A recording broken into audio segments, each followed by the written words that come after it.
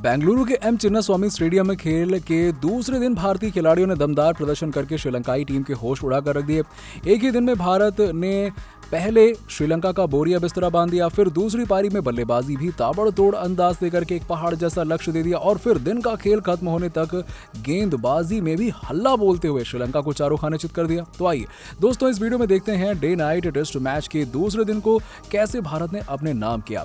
बीते दिन 86 रनों पर ही श्रीलंका के 6 विकेट निकालकर भारत ने 90% मैच तो अपने पक्ष में कर लिया और आज उस पर आधिकारिक मुहर भी लग चुकी है। हालांकि आज खेल के दूसरे दिन श्रीलंका के डिक्वेला ने बुमराह की 2 गेंदों पर चौके लगाकर लड़ाई करने का इरादा दिखाया, लेकिन जस्सी ने दमदार वापसी करते हुए एम्बुल्देनिया और डिक्वेला दोनों को पवेलियन का रास्ता दिखाकर मैच में अपना पंजा खोल दिया। बुमराह ने 10 ओवर में 24 रन देकर 5 शिकार किए, तो वहीं पहली बार भारतीय सरजमी पर 5 विकेट हॉल अपने नाम करने में कामयाब रही। हालांकि दूसरे एंड से अश्विन ने भी 2 विकेट चटकाए और महज 27 मिनट के अंदर भारत ने श्रीलंका के बचे हुए बल्लेबाजों को पवेलियन की राह दिखाकर उनकी पहली पारी मात्र 109 रन पर समेट दी। इसके बाद भारत को 143 रनों की बढ़त मिल गई। अब दूसरी पारी में भारतीय टीम और भी आक्रामक अंदाज में बल्लेबाजी करती हुई दिखाई दी। टीम के दोनों ओपनर बल्लेबाज मयंक अग्रवाल और रोहित शर्मा ने ताबड़तोड़ अंदाज में 42 रन की पार्टनरशिप कर डाली। इस दौरान मयंक अग्रवाल ने कुल 22 रन बनाए, जिसमें उन्होंने 5 बाउंड्रीज की बदौलत 20 रन सिर्फ चौकों से ही पूरे कर लिए। हालांकि अग्रवाल अपनी पारी को इससे आगे नहीं बढ़ा पाए और एम्बुल्देनिया ने भारत को पहला झटका दे दिया, लेकिन भारतीय कप्तान रोहित शर्मा डटे रहे। रोहित ने नए बल्लेबाज विहारी के साथ मिलकर 46 रनों की अहम साझेदारी निभाई और भारतीय टीम का स्कोर 100 रन के करीब लेकर चले गए।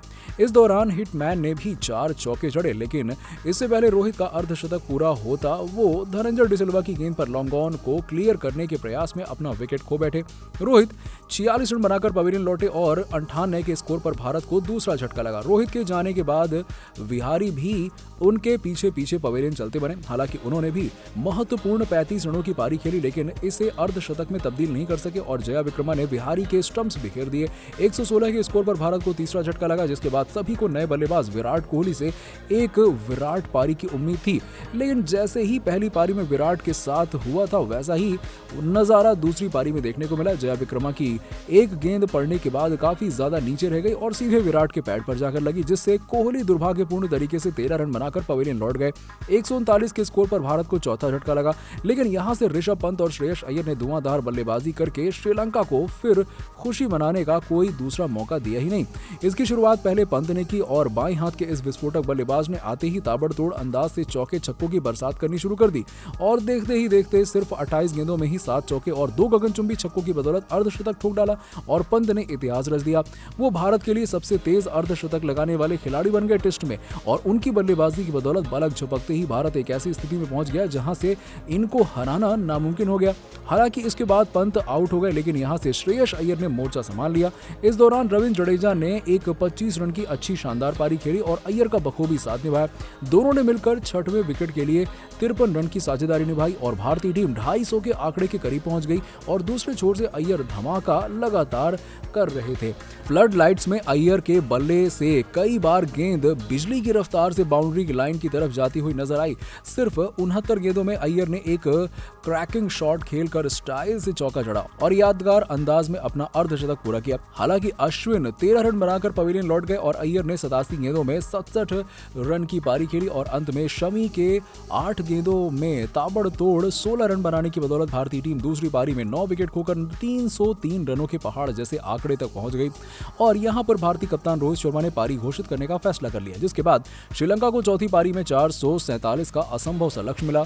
फिर खेल के आखिरी आधे घंटे में श्रीलंकाई टीम चौथी पारी में बल्लेबाजी करने उतरी और एक बार फिर से उनकी शुरुआत बेहद खराब रही। पहली पारी में पंजा खोलने के बाद दूसरी पारी में भी जसप्रीत बुमराह ने आग उगला और अपने पहले ओवर की तीसरी गेंद पर ही थिरिमाने को बाहर का रास्ता दिखाकर 0 पर ही श्रीलंका को पहला झटका दे दिया। हालांकि इसके बाद जैसे तैसे कप्तान करुणारत्ने और कुशल मेंडिस ने दिन का खेल खत्म होने तक अपना विकेट बचाने में कामयाबी हासिल की और अब दूसरे दिन का खेल खत्म होने तक श्रीलंका ने 1 विकेट होकर 28 रन बना लिए, लेकिन अभी भी उनकी टीम को जीतने के लिए 419 रन और बनाने हैं, जो कि लगभग नामुमकिन सा कार्य दिखाई पड़ रहा है। ऐसे में भारतीय टीम तीसरे दिन ये मुकाबला बड़े ही आसानी से अपने नाम कर लेगी, चाहे श्रीलंका पूरी अपनी जान झोंक दे, लेकिन कुछ नहीं होने वाला है। ऐसे में दोस्तों, आप भारतीय टीम के इस प्रदर्शन को 1 से 10 के बीच में कहां रेट करेंगे? इस बात का जवाब हमें नीचे कमेंट सेक्शन में जरूर दीजिएगा और ऐसी ही खबरों के लिए सब्सक्राइब कीजिए हमारे YouTube चैनल को। धन्यवाद।